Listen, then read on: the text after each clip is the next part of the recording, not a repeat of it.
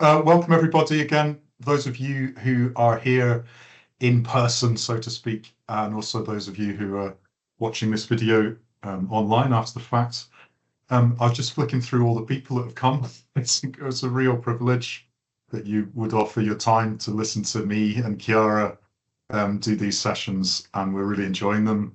It's just to say Chiara's sadly had a family bereavement, so it's just going to be me tonight, I'm afraid. So this session 4, is designing an engagement strategy. And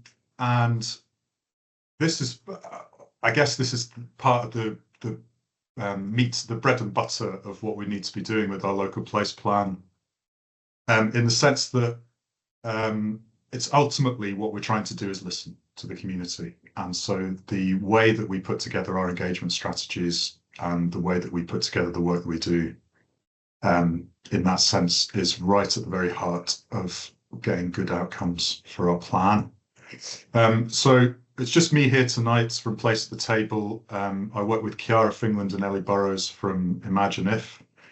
We at Place at the Table, project management, facilitation policy, writing draft plans, coding data, training, mentoring, mediation. We do all these things. You can get in touch with us direct. Our details at the end of the session on the slides, and Chiara and Ellie at Imagine If, we do a lot of work together, but they are also local place plan consultants, community engagement, developing site briefs, facilitation. They're also really good. They're architects by training at co-housing and thinking about creative housing opportunities. And they can do workshop delivery and project coordination as well. So just get in touch if you need to. Now then, we're on the 4th training session. So this is the 5th of March. We've been through the 2 introductory sessions. And last week we looked at project managing our local place plan. So this is, we're trying to just put all this together in a way that would make sense to anyone dipping into these videos and to you all who are following, just in terms of following the overall process, which looks a bit like this as we conceive it, as we think about it, a 6-step journey. Last week, we covered stages 1, foundations, and stages 4 to 6, developing the draft plan, the information notice period, and submitting your plan. But stages 2 and 3, we thought warranted a couple of full sessions. This week is looking at engagement, and next week is looking at analysing our data. So this week, questions you may have about engagement and developing a strategy. How much engagement is enough? What is the minimum required engagement for a local place plan? How do we reach folks in the community who aren't the usual voices? A perennial question. What formats can be helpful for workshops? How do we go about designing them to meet everyone's needs and to encourage good interaction? What kinds of information do we need to gather anyway? So we're, unfortunately, it's a bit of a whistle stop. All of these topics every week we can go a lot deeper into, but anyway, we're sharing tips from our own practice for you guys to make it to be as practical as possible. But ultimately, there are quite a lot of ways, lots of different ways, in fact, particularly this section, to skin the cat, so to speak. So just steal what works for you. And change what doesn't. I'm sure you will all have the nous to be able to adapt your approach to what your local gifts are, to what the local needs of your community are, to the time and resources you have. Anyway, what is the minimum consultation required? We did cover this briefly before, but I thought it was worth putting this right at the beginning. The answer is, if you read the documents and the guidance, the answer is none. There's no minimum level of consultation required to develop your local place plan. You might be thinking, well, that's crazy. Of course, you need to be able to have a level of consultation to evidence where you've got all your ideas from. But the thinking here was that the Scottish Government, ultimately, they didn't want to put a target or a framework around this of expectation, because they knew that community groups have lots of creativity. There's lots of different ways to do engagement. And so they deliberately didn't put a minimum requirement. And also, unlike the system in England, where they call these plans neighbourhood plans. As you know, a local place plan doesn't end up in a vote across the whole community that has like a win-lose vote to elevate the document to a statutory document. That's what happens in England, and it's quite divisive. In Scotland, we don't have that. So it's not so crucial that there be a minimum level of consultation required. But what the government did say was, what we want you to do and we expect you to do when you submit the plan to the local authority is part of the validation criteria, the hoops or tick list you need to comply with, is you need to lay out a statement of community support. So they're not saying you need to do this level of engagement. They're saying you need to evidence what engagement you have done. And I like to think positively that that's because they trust you all, they trust us all. They know that developing a mandate and evidencing support within the community is important to us, regardless of whether we're submitting a local place plan, regardless of that process of validation. Every community I've been to that have been working on these things are desperate to get more involvement, not less. And it's just a question of how much resources we have. So we're going to have to, the idea is that you would submit the community's body view of the level and nature of support for the local place plan and the basis on which it has reached that view with an evidence base. And the invitation is, if concerns or different opinions from the community are raised during the engagement process, the community body may wish to show how it has tried to resolve these. That's up to you. But remember that ultimately the community body that you are representing has to take a position. That's expected. You're a representative body. You can't not take a position on different proposals, even if there's disagreement within your community. So what we like to do is submit comments that disagree. We have a sheet at the end where we put in all the comments that people have made that actually might disagree with our position, for transparency's sake to the community, but also to pass that up to the arbiter, the local authority, to make the final decision, which is what happens with local place plans. So the key thing is this idea of mandate. So I just say, well, how much community engagement is required? As much as you can manage with the resources you have, to the level of reassurance that you would have within yourselves that if one of your neighbours grabbed you 5 minutes, in 2 or 3 years' time, and said, well, where did you get these ideas from? What did you all do to establish that this was a community view? That you would be able to say, meeting them in the street, well, this is what we did, and this is how we did it, and we did the best we could with the resources we had. That's how we discovered a mandate. So hopefully that just gives you some reassurance as to the variety of options that are available, but also what you have to comply with around engagement. Anyway, before we get started, I just want to stress that thinking about connecting with people is quite simple, ultimately. It can feel, we're going to go into a bit of complexity, inevitably, but ultimately I like to think of this phase as listening well to interesting people about stuff that matters. And if we can do that with integrity, then we've done well. If we can listen well, meaning really understand where folks are coming from and give them the space to share, and then sift out the stuff that really matters, we've done our job.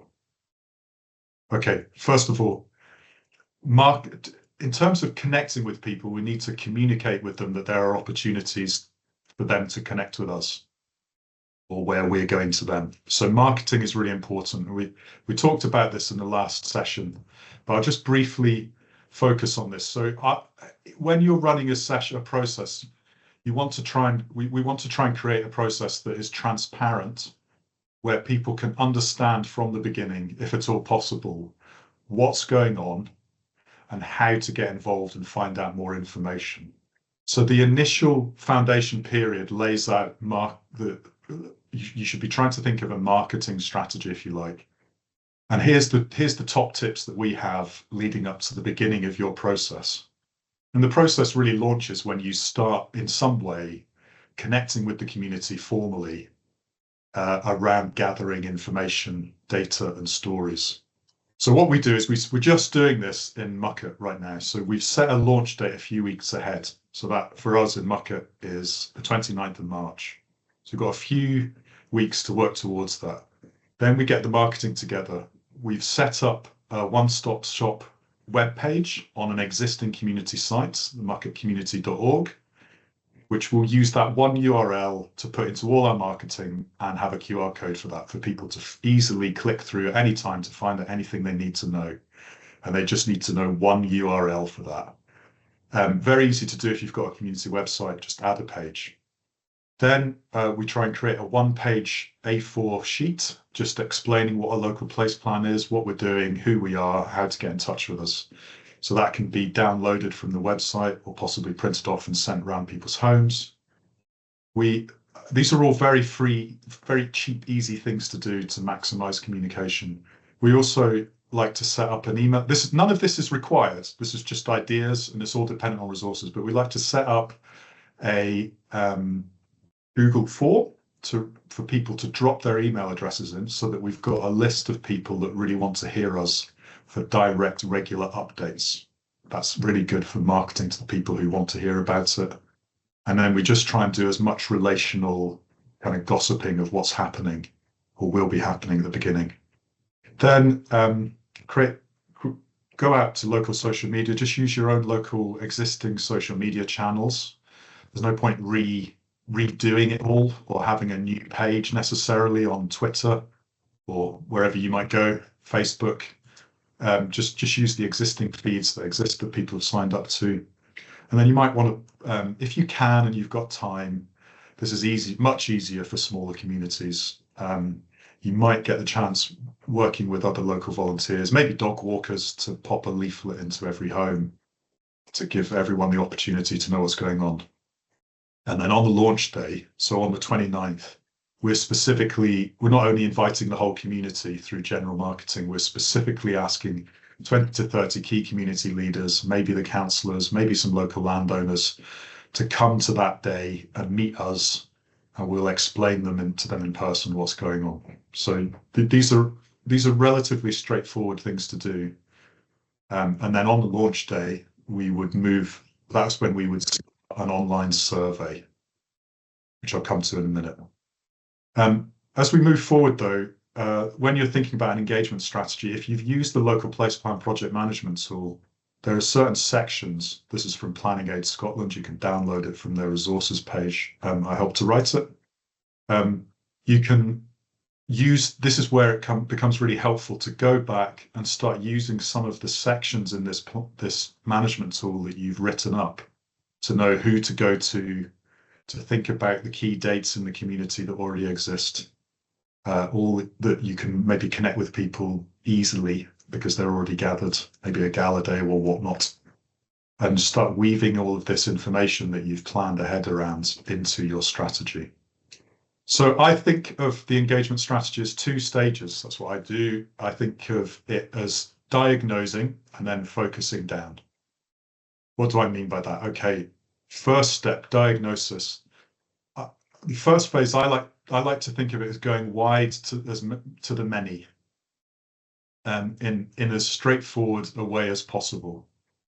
And so in this phase, I quite like to use an online survey tool called PlaceCheck, which is, you can see the charges in the top right-hand corner. You can go to their website, placecheck.info. If you are a community council or neighbourhood organisation, community group, you can access this for free. You can email them. They're based in England, and they'll set up a PlaceCheck for you, which is essentially a web URL for your place, which opens up, hopefully this will work, a map with the opportunity for people to drop pins in. Now, there's a few extras that you can add, like you can pay a bit more to get a boundary around your place. You can ask them to define that. But this is the PlaceCheck for Balfron that we just ran a couple of months ago.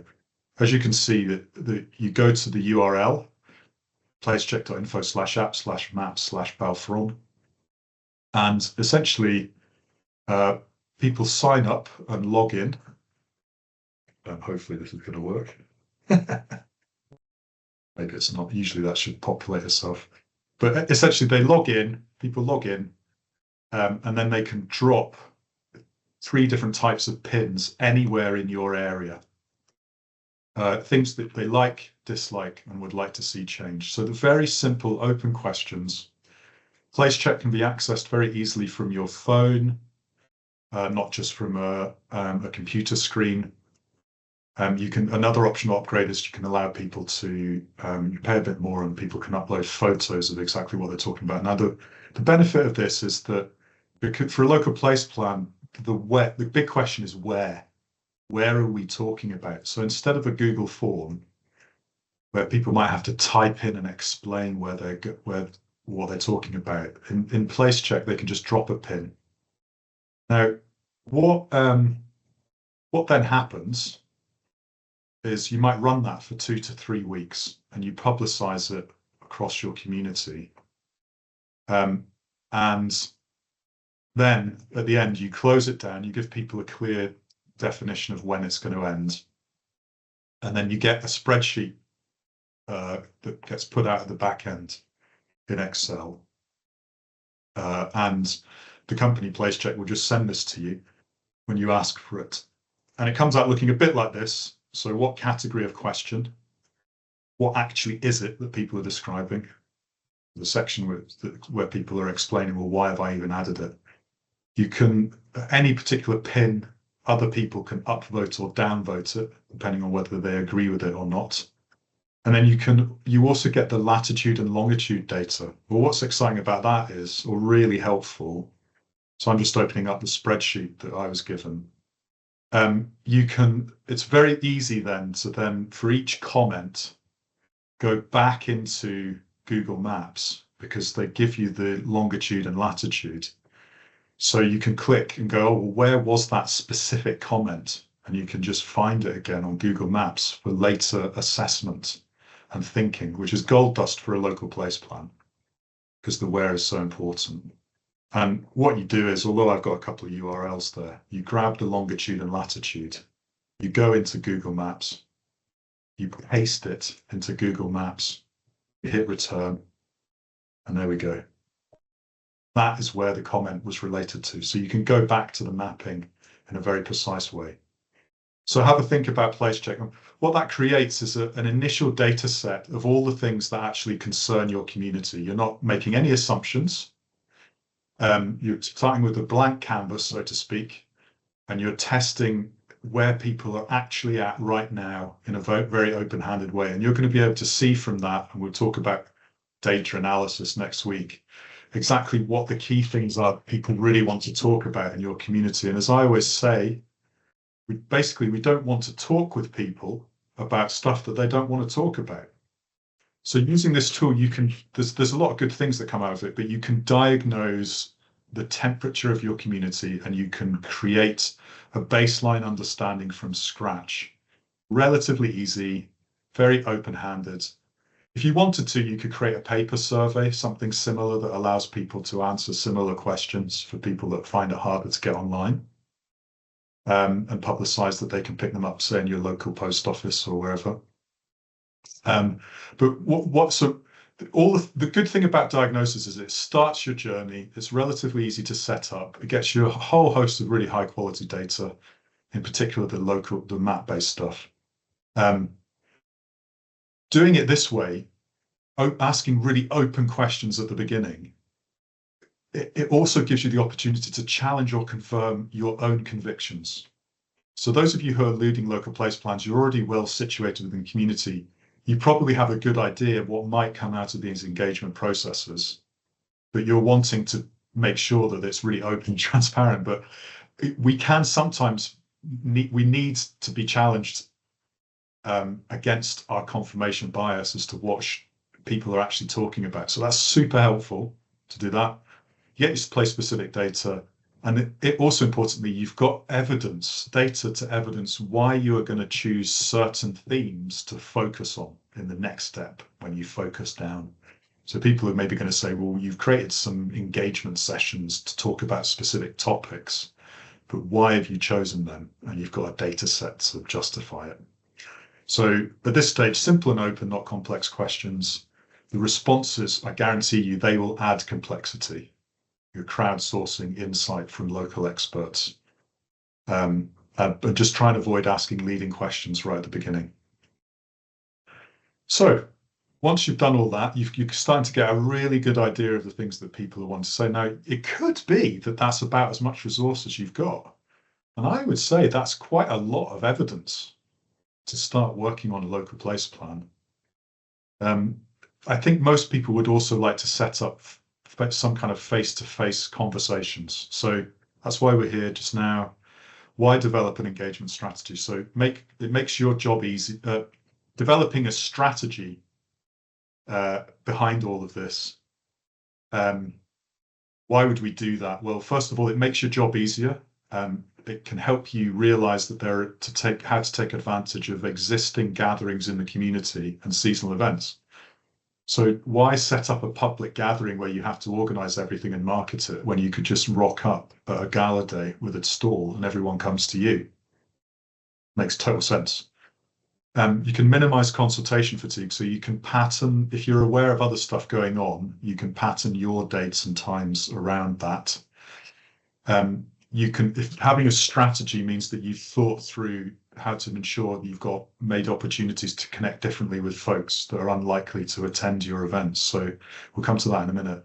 You can weave in creativity to make events attractive and fun because you've thought in advance about what you want to do.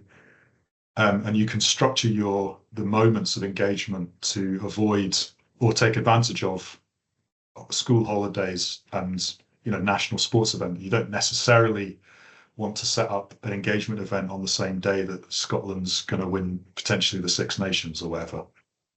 And then by thinking about a strategy in advance, you can also work to second guess your own group's own assumptions about who's available and when. So if you don't have maybe a mum whose kids are in the local primary school on your steering group, you might not think about the need to meet her, give her an opportunity to speak to you or to connect that isn't about in the evening. She's taking care of her kids or a dad, obviously. So you can take the opportunity to think, well, who is not represented on our group and how might we reach them and be a bit strategic about it. It enables you to focus energy in the right places, and it enables you to explain to people if they say, well, why didn't you do this or connect with this person? You just say, well, this is what we tried to do with the resources we had. And then the big question is, okay, well, what does a good engagement strategy look like? So this is our little matrix that we use to help us figure through, well, what are the different opportunities and to stretch our thinking. And we use this every time we develop an engagement strategy for a community.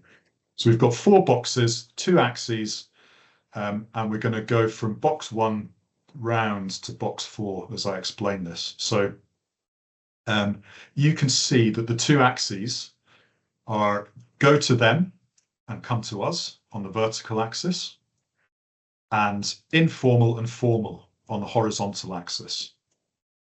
And a formal context allows for greater collaboration because you can how people might talk to one another.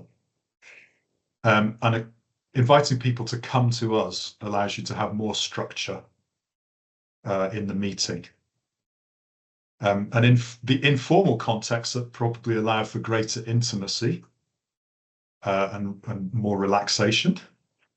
And if we decide on context where we go to people's own safe place, it can make people feel safer. So box 1 in the bottom right-hand corner, these are usually the sort of context that we immediately think about we need to have engagement oriented around. They're formal, come to us contexts where we set the agenda, we invite people to a venue, we could put out marketing. Hopefully lots of different people come to us and from different backgrounds, and then we sit down and have conversations. So that could be an online conversation using Zoom or in public hall, or it could be an environmental festival, or maybe you could run a walkabout with a group of people, but it's quite formal. it gives us the opportunity to structure things the way we want to and get the data that we really want.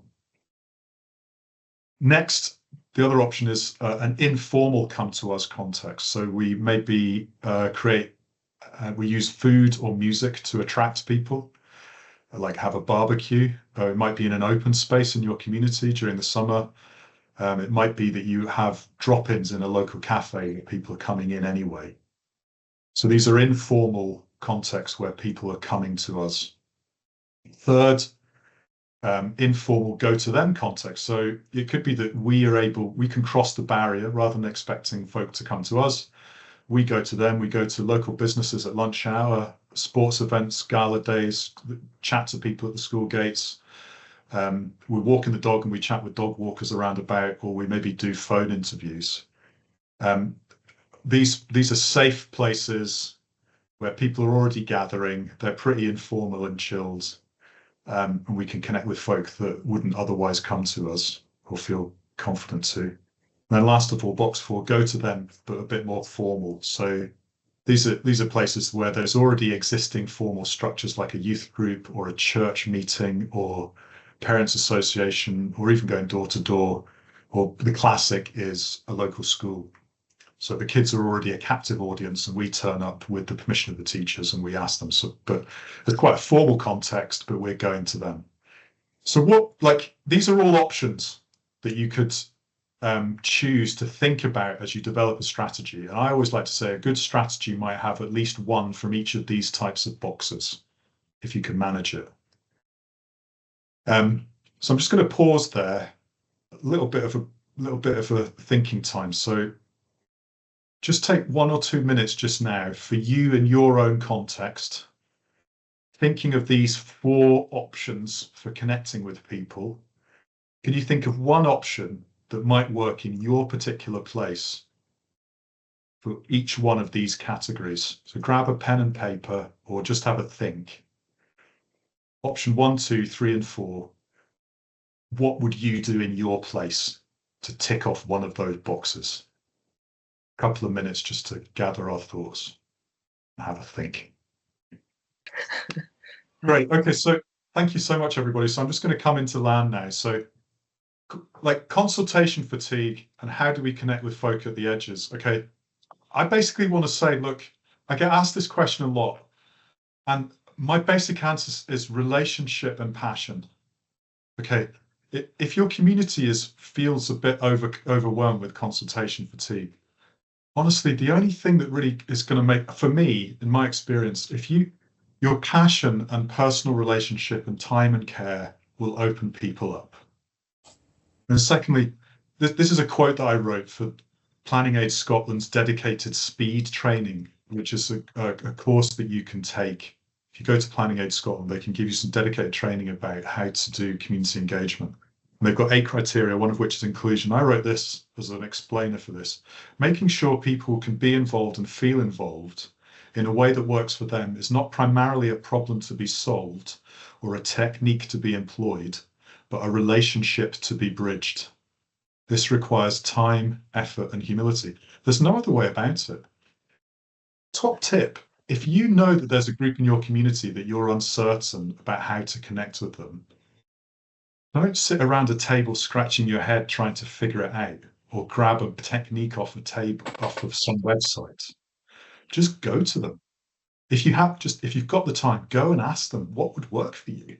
Let them guide you. I know, I have to keep repeating myself that it's not rocket science in that sense. So just draw on their gifts, find out from them what might work for you. Well, young people like in this photo, just go and ask one of them. So the next thing is, so we've done our diagnosis, we've got a strategy, some tips for running focus sessions. So first of all, these wherever you're doing, these are probably going to be the more formal side of the quadrant. So set up different contexts for a roundtable group interaction focused on key themes. So you want to try and create the option for people to sit around tables like in this photo, maybe 6 to 8 people around a table, ask some good open questions. The benefit is to allow all these different perspectives to interact, people to go away with a different understanding of why other people's perspective on their place might be important. And then have a facilitator, if you can, and you've got the volunteers, someone just to facilitate and make sure the conversation doesn't go off track. And maybe someone else just to sit and write down what everyone says, because it's a bit tricky to both run a conversation and write stuff down. So if you've got the bodies, that can be really helpful. Then asking open questions to get more detailed information that you think you need. So for any particular theme that you've narrowed down as being particularly critical, you're already going to know some of the issues that really need to be focused on. So just try and look at having a set of good questions, open, but maybe focusing in on the issues that you need to address. Like for housing, well, where would housing maybe go? What types of housing do we need? What ideas do we have if there are developer contributions that might come in through future development for how to spend those? And this is where I find the Place Standard particularly helpful. The Place Standard is a tool. It's free to use, developed by the Scottish Government. Some structured questions. If I'm honest, I don't tend to use all 14 questions. It's quite a long time to take people through them. But if I've got a theme that I want to focus on, I go to the Place Standard tool. Just Google that and have a look. There's 14 categories, one of which is housing, for example, and then there's a host of sample questions that you can use there to go deeper. And instead of going through all 14 in one session, you just focus on a particular theme for your session as required by your community. And then very briefly, how do you feel about facilitating a conversation at a table? Top tip, if you're not talking as a facilitator, that's probably a good sign. So if you are ever facilitating at a table, try the very toppest tip is to reserve your own comments from coming into the group. But then it can be a bit daunting sometimes because you never know who you're going to get turning up. You could get a group that's really quiet. You could get a group that's really loud. You could get one person who's got a really dominant voice. You could get people potentially getting angry at each other. So what we try to, when we'd run these sessions, we start from the front and we lay down some guidelines, one of which is we expect you to be kind to each other. And what that means is if you get people to buy into some guidelines at the beginning, you can call them back to that on individual tables if you need to. But then we've got these 6 phrases for successful facilitation that I came up with when I'd be training people in facilitation, just to know what to do in any particular moment that's tricky. So number one is, it could be that the conversation is sticking or participants are giving closed responses. They're just sort of kind of saying yes or no, or not really elaborating. So as a facilitator, you simply ask, could you just say a bit more about that? Gently ask them to open up. Sometimes participants could go off-piste on a completely different topic. So this is where I would have a little sheet of paper that I call a parking chart, and I'd say, well, thank you for that valuable contribution. That's not what we're talking about tonight, but please write it down here for us to consider later. You could also say something a little bit more confrontational in a way, but as gently as you can, you could say to them, can you help me understand how what you've just shared relates to the topic at hand in this discussion? And you repeat what the focus is for the session. And they will go, well, they might self-check and just go, oh, actually, that's something different. I'll talk to you later about it.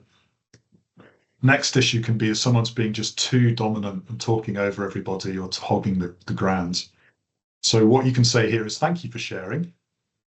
We want to encourage a diversity of views to come forward today. Does anyone else have any differing or even opposing views? So what you're doing is you're gently saying, not you, just open up everyone else to that. That's a really good one.